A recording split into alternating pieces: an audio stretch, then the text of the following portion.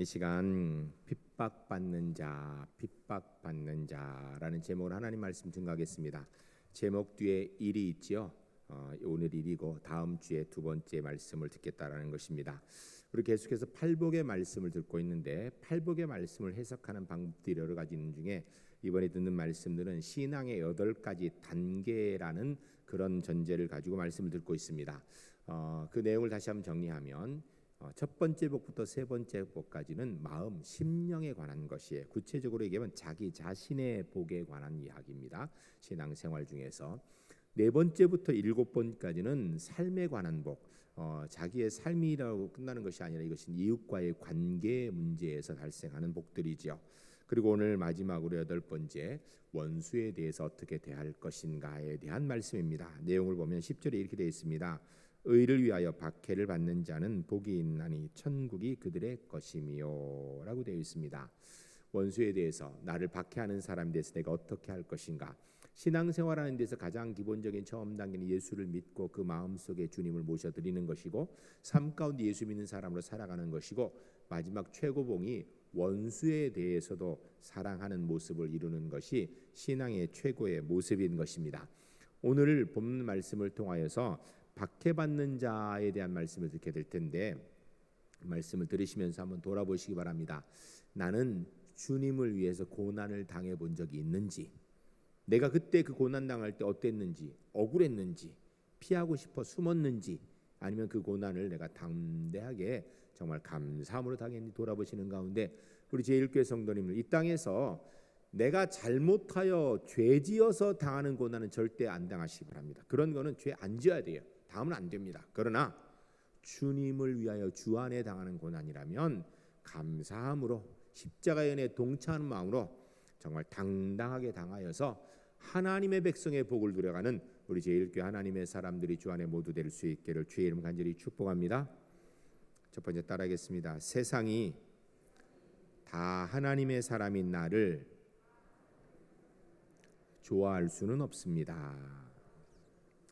사람이 일생을 사는 동안에 좋은 이웃과만 살면 참 좋은데 그럴 수는 없다라는 것입니다.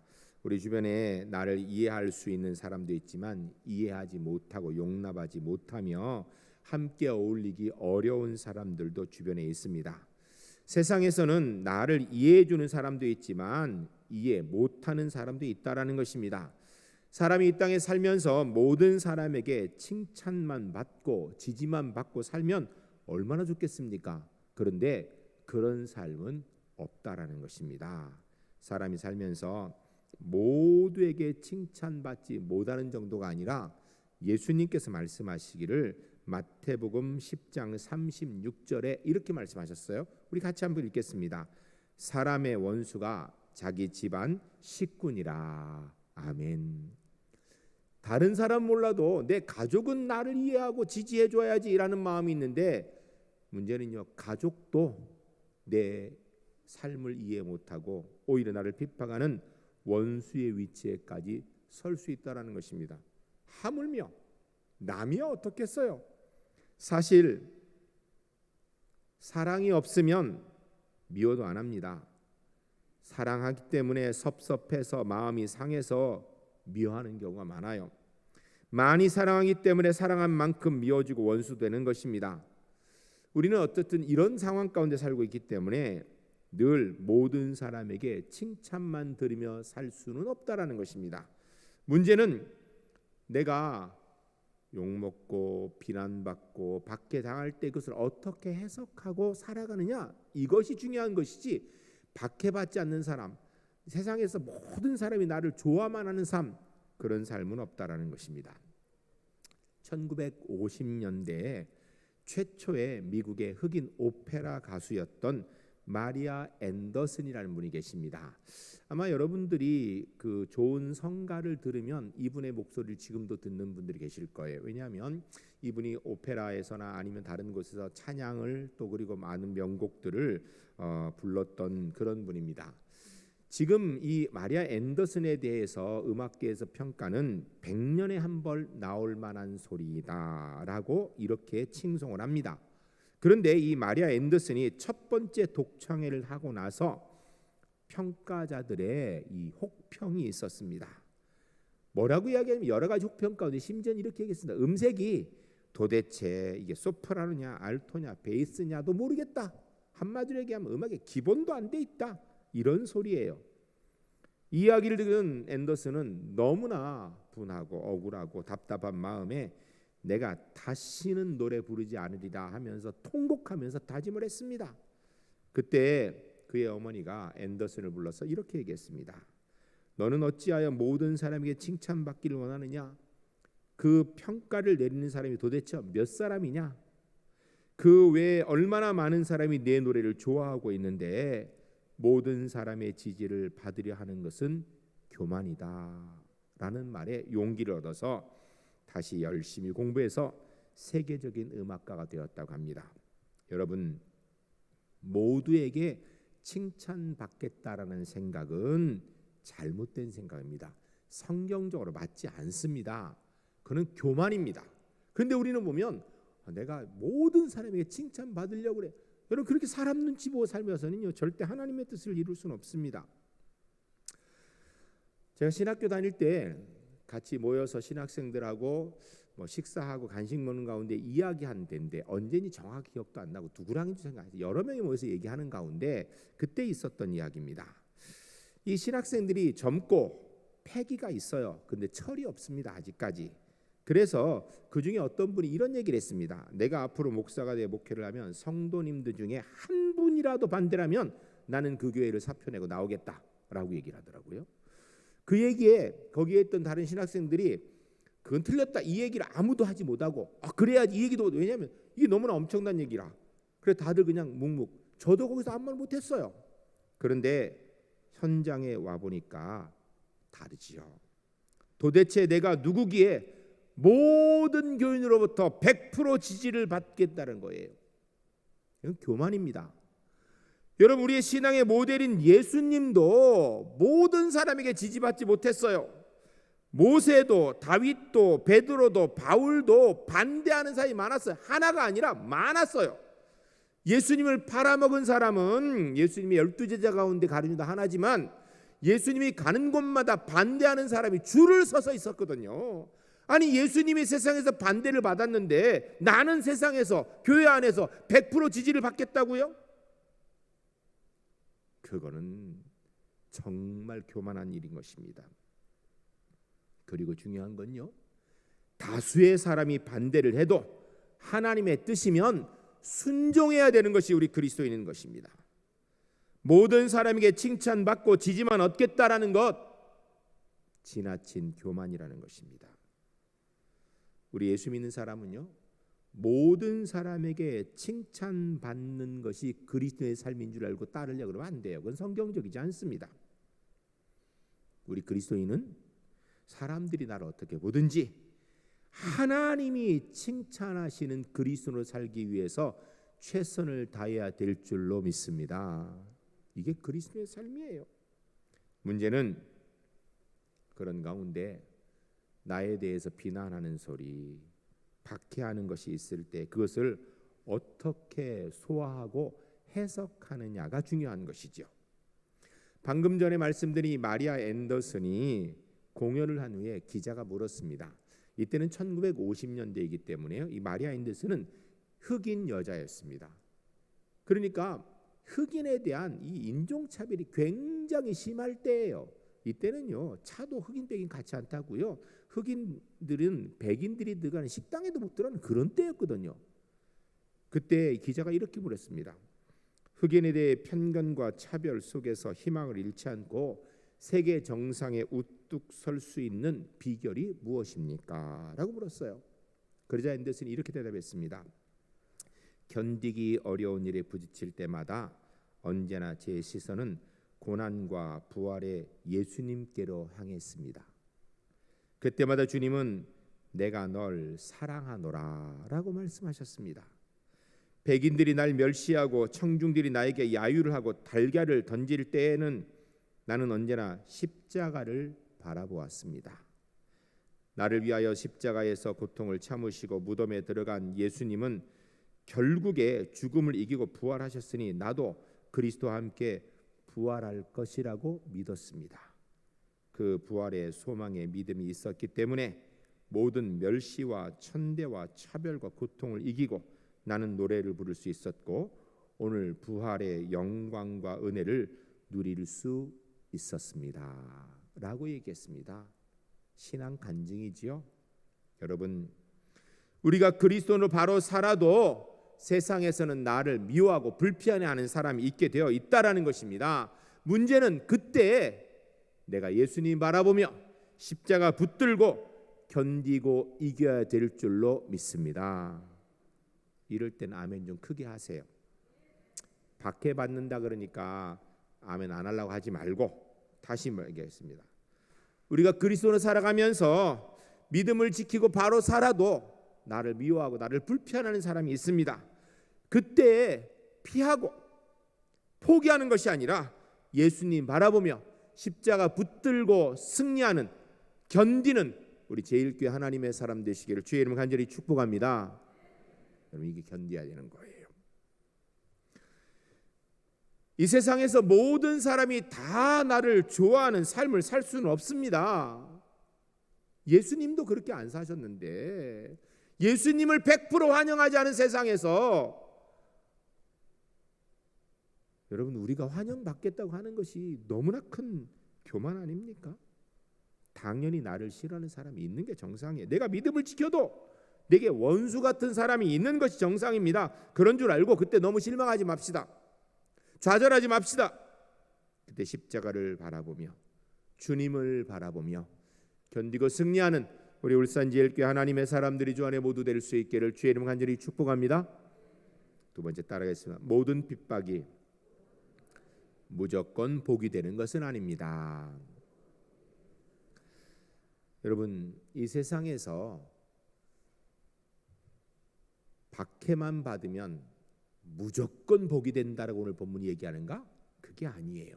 오늘 본문을 잘 읽어야 됩니다. 본문을 보면 의를 위하여 박해를 당하는 자라고 박해의 종류, 핍박의 종류를 구분해 놓고 있습니다. 그러면 우린 생각해야 됩니다. 내가 지금까지 당하는 박해의 종류는 어떤 것인가?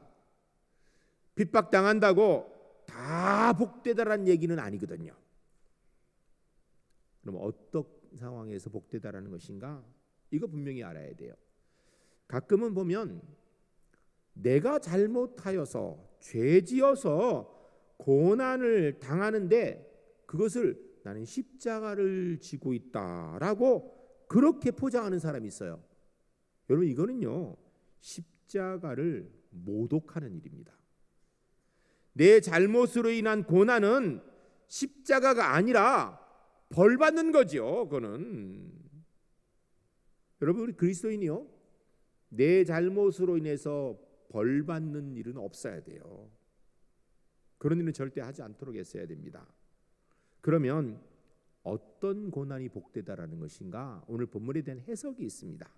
베드로전서 2장 19절 20절입니다. 우리 함께 읽도록 하겠습니다. 읽으실 때 주님, 저희가 이걸 지키기로 합니다. 이런 마음 가지고 함께 기도하는 마음으로 읽겠습니다. 부당하게 고난을 받아도 하나님을 생각함으로 슬픔을 참으면 이는 아름다우니 죄가 있어 매를 맞고 참으면 무슨 칭찬이 있으리요. 그러나 선을 행함으로 고난을 받고 참으면 이는 하나님 앞에 아름다우니라. 아멘. 부당하게 당하는 고난 참으면 복되고, 그러나 죄가 있어서 매를 맞고 참으면 그건 복된 게 아니다라는 거예요. 그건 벌 받는 거니까 그런 일 하면 안 된다는 것입니다. 죄로 당하는 고난 의미가 없다라는 것입니다. 그러나 하나님 앞에서 주 안에서 선을 행함으로 의로 인하여서 당하는 고난은 그 하나님 앞에 아름다우니라, 복되니라 라고 말씀하는 것입니다. 계속해서 설명하는 내용이 베드로전서 4장 12절부터 16절까지 나옵니다. 제가 읽어드리겠습니다. 사랑하는 자들아, 너희를 연단하려고 오는 불시험을 이상한 일을 당하는 것 같이 이상히 여기지 말고 오히려 너희가 그리스도의 고난에 참여하는 것으로 즐거워하라. 이는 그의 영광을 나타내실 때에 너희로 즐거워하고 기뻐하게 하려 함이라. 무슨 이야기예요? 여러분, 우리 하나님께서 우리의 신앙을 연단시키고 훈련시키기 위해서 고난을 주실 때가 있다라는 거예요. 그러면 그때는 그 고난을 불편해하지 말고 그때 그 고난에 참여함을 즐거워하라는 거예요. 왜? 하나님의 영광의 자리에 함께 이르도록 하기 위한 것이니까. 이어지는 14절에 보면 너희가 그리스도의 이름으로 치욕을 당하면 복이 있을지로다. 영광의 영 곧 하나님의 영이 너희를 위하여 계심이라. 우리가 그리스도의 영광을 위하여 그리스도의 이름을 위해서 고난을 당하면, 욕을 먹으면 그거 기가 막힌 복이라는 것입니다. 하나님의 영이 우리 가운데 계신 증거라는 거예요. 이어지는 15절에 보면 너희 중에 누구든지 살인이나 도둑질이나 악행이나 남의 일을 간섭하는 자로 고난을 받지 말려니와. 내가 실수하여 죄 짓는 일로는 고난 당할 일이 절대 없어야 된다는 것입니다. 여러분, 우리 제1교회 성도님들이 우리가 범죄하여서 고난 당하는 일은 없는 그런 삶을 살기 위해 최선을 다하시는 은혜가 꼭 있으시기 바랍니다. 이건 무의미한 고난이에요. 이런 고난 절대 당하면 안 됩니다. 그러나 16절에 만일 그리스도인으로 고난을 받으면 부끄러워하지 말고 도리어 그 이름으로 하나님께 영광을 돌리라. 아멘. 할렐루야. 할렐루야. 여러분, 우리가 그리스도로 인하여서 고난을 당하면 그 부끄러워하지 말라라는 거예요. 피하지 말라라는 것입니다. 도리어 그로 인하여 하나님께 영광 돌릴 줄 아는 사람이 되는 은혜가 있어야 된다는 것입니다. 주를 위해 당하는 고난, 이거 당할 줄 알아야 된다는 거예요. 우리가 믿음을 지켜나가면 당연히 세상에서 고난이 있다라는 것입니다. 그런데 이 고난이 그냥 고난으로 끝나는 것이 아니라 복이라는 거예요. 영광이라는 것입니다. 그러함으로 기뻐하라는 거. 왜? 주님의 십자가의 은혜 동참하는 영광인 거예요. 나같이 부족한 죄인이, 나 같은 사람도 주님의 십자가에 동참하는 영광을 주신 거랍니다. 고난을 정리하면 크게 세 가지로 볼 수 있습니다. 첫 번째는 내가 죄를 지어서 잘못하여 당하는 고난입니다. 의미 없는 고난이에요. 이런 고난은 절대 있으면 안 됩니다. 두 번째는 애매하게 당하는 고난입니다. 예를 들면 나는 늘 불조심하고 살았는데 옆집에서 불이 나가지고 옆집 타면서 우리 집 타버렸어요. 내가 뭐 잘못한 것도 아니고 내 집 탄다고 하나님 영광 되는 것도 아닌데 애매한 상황이에요. 나는 운전을 똑바로 법규를 잘 지키면 했는데 불법을 행하는 차가 와서 그냥 받아버려서 사고가 나버렸어요. 그게 그래서 차가 파손되고 다쳤어요. 이건 나는 내가 잘못한 것도 아니고 내가 뭐 사고 난다고 하나님 영광이 있는 것도 아닌데 이게 영광된 일도 아닌데 왜 이런 애매한 일? 내 의사와 무관히 당하는 고난이 있을 때 이때는 어떻게 해야 되는가?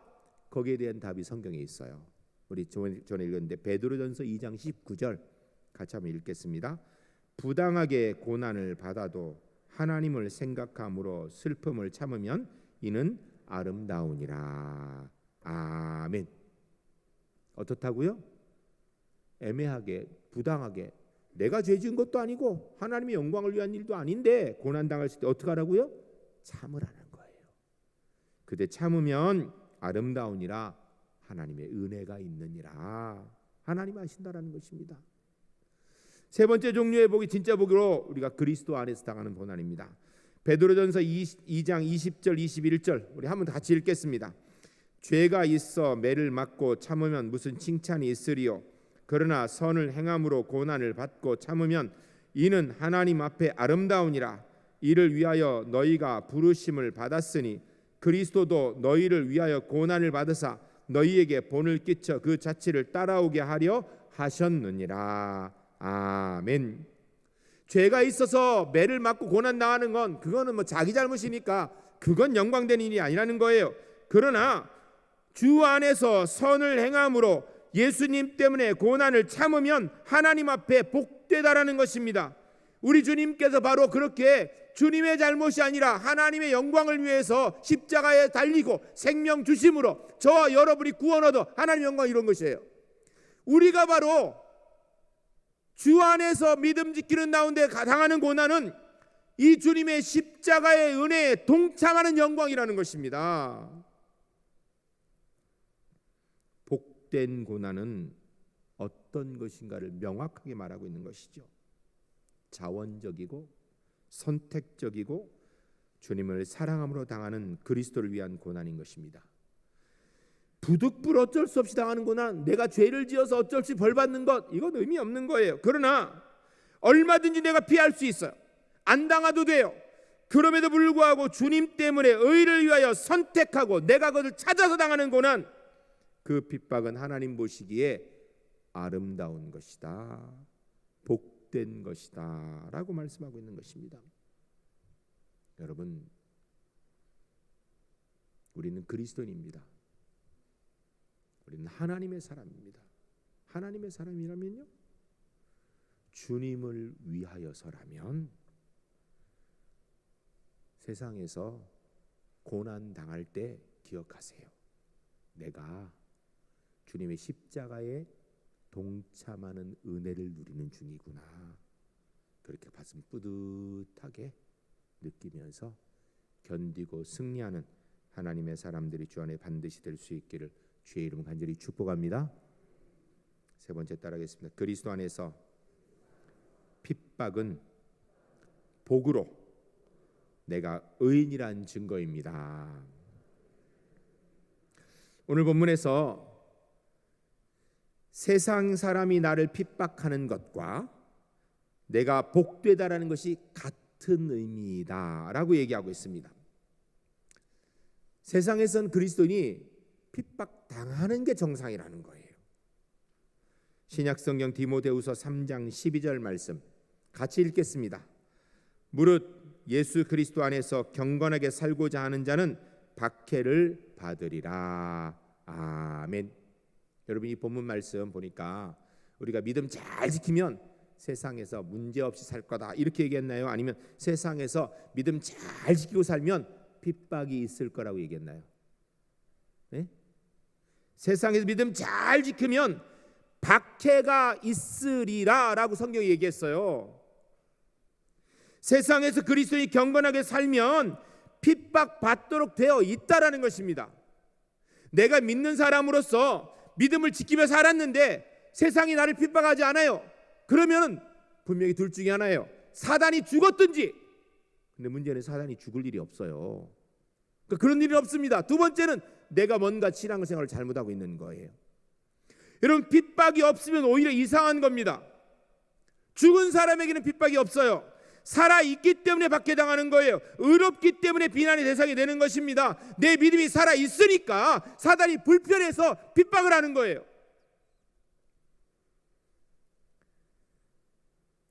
진리는 핍박받게 되어 있습니다. 진실이 살면 살수록 더 큰 핍박이 있다라는 것입니다. 세상에서 믿음으로 거슬러 올라가는 사람은 고난을 당할 수밖에 없게 되어 있다라는 거예요. 그러나 세상에 순응하여 살면 세상이 핍박하겠습니까? 안 하지요. 우리 편인데 왜 하겠어요? 세상에서 믿음을 지켜 나가는 사람이 그럼 왜 핍박을 당하겠습니까? 그 답이 요한일서 3장 12절에 있습니다. 같이 읽겠습니다. 가인같이 하지 말라. 그는 악한 자에게 속하여 그 아우를 죽였으니 어떤 이유로 죽였느냐? 자기의 행위는 악하고 그의 아우의 행위는 의로움이라. 아멘. 가인과 아벨이 함께 하나님 앞에 제사를 드렸습니다. 그런데 하나님께서 가인의 제사는 안 받으시고 아벨의 제사는 받으셨어요. 거기 아벨이 화가 났어요. 왜 저놈 제사는 받고 내를 안 받는 거야? 그러니까 마음속에 저놈의 아벨 때문에 내 제사가 하나님께 거절된 것 같은 생각이 드는 거예요. 아벨의 제사 하나님 받으시고 가인이 안 받았으면 가인은 생각할 때 정상적이라면 내가 뭔가 잘못했구나. 의인 아벨을 보면서 내가 뭘 잘못했구나 깨닫고 내가 똑바로 해야지. 이게 정상인데 죄인은 그렇지 않습니다. 문제는 우리가 모두 죄인이라는 거예요. 죄인의 심성은 어떤가? 가인이 아벨은 받고 내 재산 안 받으니까 저놈 자식, 저놈 때문에 문제야 라고 하면서 엉뚱하게 화풀이를 아벨에게 하더라는 거예요. 하나님이 아벨의 제사를 안 받으시고 마르셨다면 그런대로 가인과 아벨이 형제간의 의는 좋았을지 모르겠어요. 왜냐하면 죄인이지만 너도 죄인이가 괜찮다라는 것이죠. 그런데 문제는 하나님께서 아벨은 제사를 받으셨어요. 그를 의인이라고 인정해 주신 거예요. 그러니까 가인이 결국은 내 제사를 못 받게 했으니까 나는 죄인이구나라는 게 표시나니까 자기가 죄인이라는 걸 표시나게 만든 아벨을 죽인 거예요. 결국 질투가 생기고 핍박을 하게 된 것입니다. 가인과 아벨 얘기는 멀리 있는 얘기니까 그렇죠. 이 심성이 오늘 우리에게도 그대로 있습니다. 예를 들어서 얘기하겠습니다. 예배 시간에 지각하는 분을 예를 들어서 어떤 분이 좀 서둘러서 왔는데도 여러 가지 상황 때문에 예배 시간에 5분이 늦었습니다. 도착하니까 예배가 시작됐어요. 그래서 살짝 들어와 가지고 뒤에 가만히 앉아서 고개 숙여 기도하면서 하나님 죄송합니다. 제가 늦었네요. 다음부터는 더 서둘러 빨리 오도록 하겠습니다. 라고 기도하고 미안한 마음으로 예배 참석하고 있는데 그리고 좀 있다 보니까 다른 사람이 또 들어오네. 보니까 나보다 늦게 온 사람이 있는 거예요. 그러니까 나도 늦었지만 더 늦은 사람도 있구나 하고 위로가 되는 겁니다. 위로가 마음에. 그런데 조금 있다가 장로님이 늦게 들어오시는 거예요.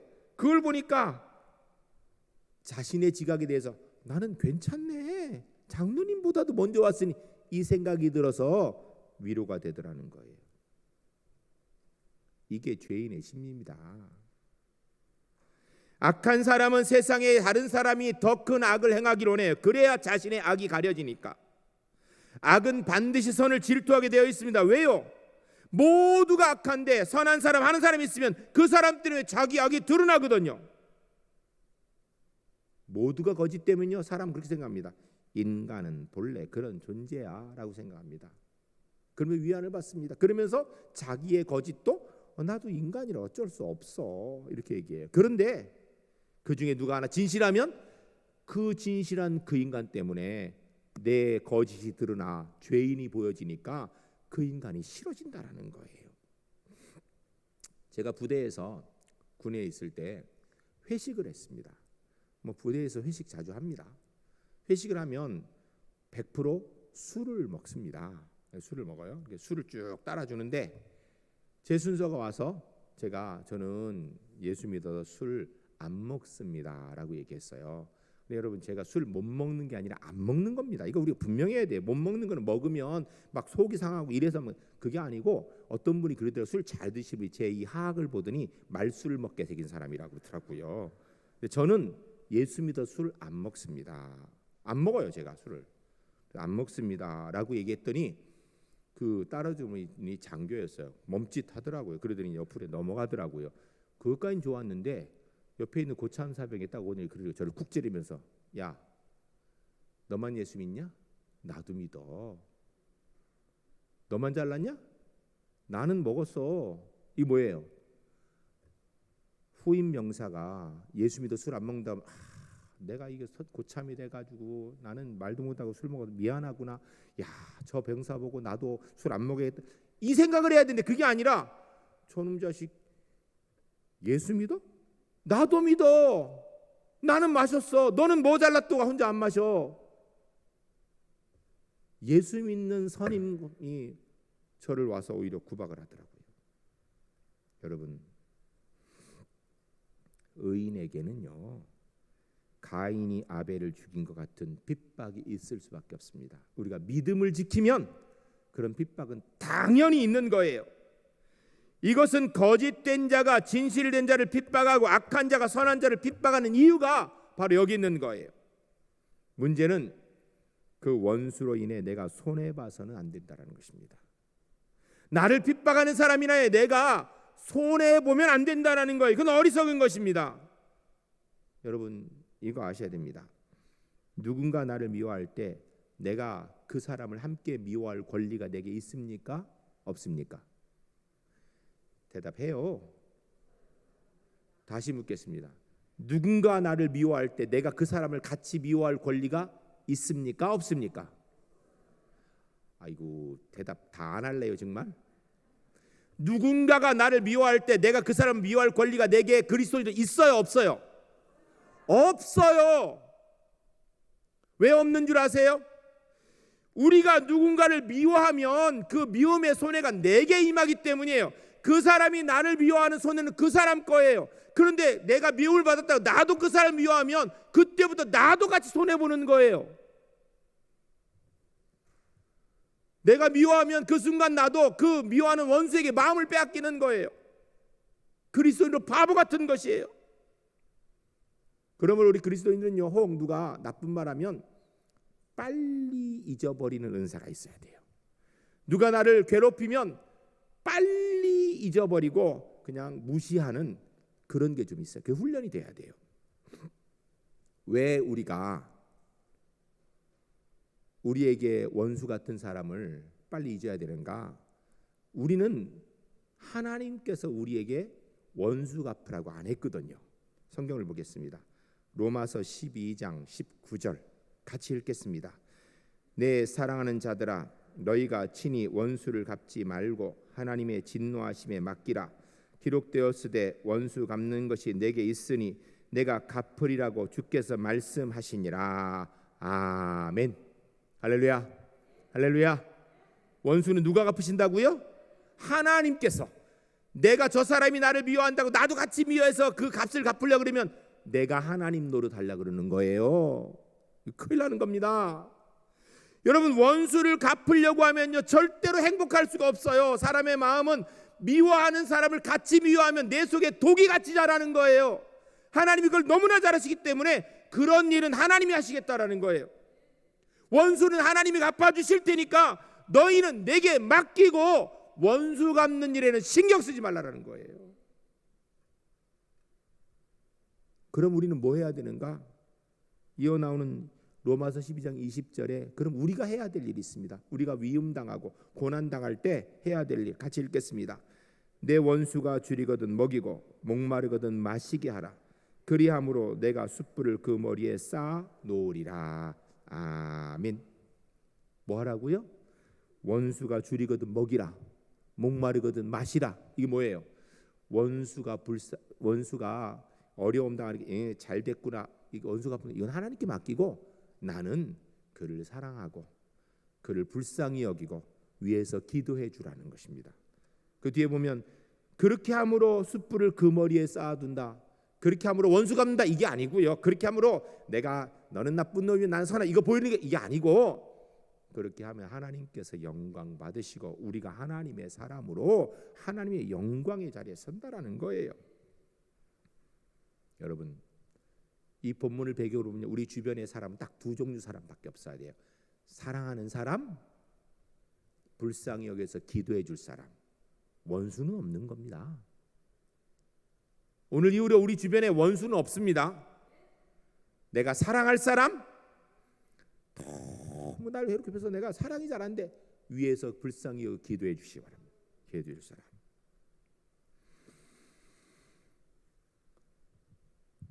예수 믿는 사람이니까 어떤 경우에도 미워하지 말고 사랑합시다. 사랑 못하면 불쌍히 여기면서 기도해 주십시다. 날 핍박하는 원수 사랑하라고 주님 말씀하셨어요. 그게 아니라면 최소한 불쌍히 여겨 기도해 주라고 말씀하셨어요. 나머지는 주님이 알아서 하신다고 우리 주님 믿읍시다. 하나님 좀 신뢰합시다. 하나님께서. 오늘 본문 10절에 보겠네요. 핍박하는 사람에 대해서는요 무관심합니다. 아무런 얘기 없어요. 그 핍박하는 사람에 대해서는. 그러나 핍박받는 자에게 초점이 맞춰 있고 그 사람이 복되다라고 말씀하고 있습니다. 여러분, 박해받는 것, 고난당하는 것 진짜 어려운 일입니다. 그러나 성경은 역설적으로 이 사람에게 복이 있다고 얘기해요. 이 팔복에 그런 내용이 많아요. 심령이 가난한 자는 복이 있다 합니다. 애통하는 자는 복이 있다고 합니다. 여러분, 이것을 그대로 우리의 삶에 적용하면요 그리스도의 생활은 역설적인 것입니다. 그러므로 성도는 기뻐함을 가지고 있는 그 성도의 기쁨은 세상 사람이 이해하지 못하는 거예요. 세상이 알지 못하는 기쁨을 우리가 가지고 있는 겁니다. 그런데 세상 사람이 기뻐하고 하면 우리도 같이 기뻐하고, 세상 사람이 슬퍼할 때 우리도 같이 슬퍼하고 있다면 여러분, 우리가 그리스도인지 생각해 봐야 됩니다. 그리스도인은 세상 사람이 기뻐할 때 슬퍼해야 됩니다. 세상 사람들이 슬퍼할 때 기뻐할 수 있는 신앙의 멋이 있어야 됩니다.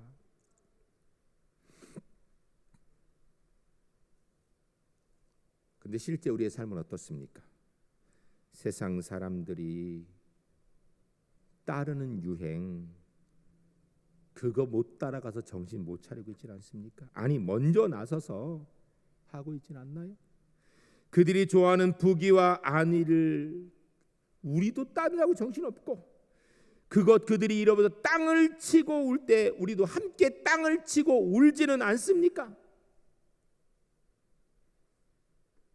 그렇다면 그 속엔 그리스도의 멋은 하나도 없는 거예요. 세상에서 칭찬 들려 하지 말고 주님을 따르는 하나님의 사람 되시기를 주의 이름 간절히 축복합니다. 주님을 따르는 가운데 핍박이 있다면 피하지 맙시다. 부끄러워하지 맙시다. 그것을 포기하지도 맙시다. 내가 주 안에서 핍박당하면 내가 주님의 십자가에 동참하고 있구나라는 뿌듯한 은혜를 누리는, 내가 정말 하나님이 인정하신 의인이 되었구나라는 그런 감사가 있는 하나님의 사람 되시기를 주의 이름 간절히 축복합니다. 이런 개념에서 10절을 읽어야 되는 거예요. 10절 다시 한번 읽겠습니다. 10절 읽겠습니다. 의를 위하여 박해를 받는 자는 복이 있나니 천국이 그들의 것임이라. 아멘. 다시 한번 읽겠습니다. 그러면 저는 우리 제일교회 성도님들이 내가 지은 죄 때문에 박해당하는 일이 없었으면 좋겠습니다. 그러나 주를 위하여서, 의를 위하여서 핍박당하는 일은 피하고 숨지 맙시다. 부끄러워하지도 맙시다. 두려워하지도 맙시다. 하나님의 십자가의 은혜에 참석하는 복인 줄 알고 영광스럽게 참여하는 마음, 그 생각 가지고 10절 다시 읽겠습니다. 의를 위하여 박해를 받는 자는 복이 있나니 천국이 그들의 것이며. 아멘. 기도하겠습니다. 기도하실 때, 주님, 이 땅에서 주님을 위한 고난이라면 피하지 않겠습니다. 나 같은 부족한 사람도 십자가의 은혜 가운데 그 십자가의 고난에 동참할 수 있는 영광인 줄 알고 가슴 뿌듯하게 그 고난에 참여하여 천국의 주인 되는 은혜를 누리게 하옵소서. 함께 기도하겠습니다.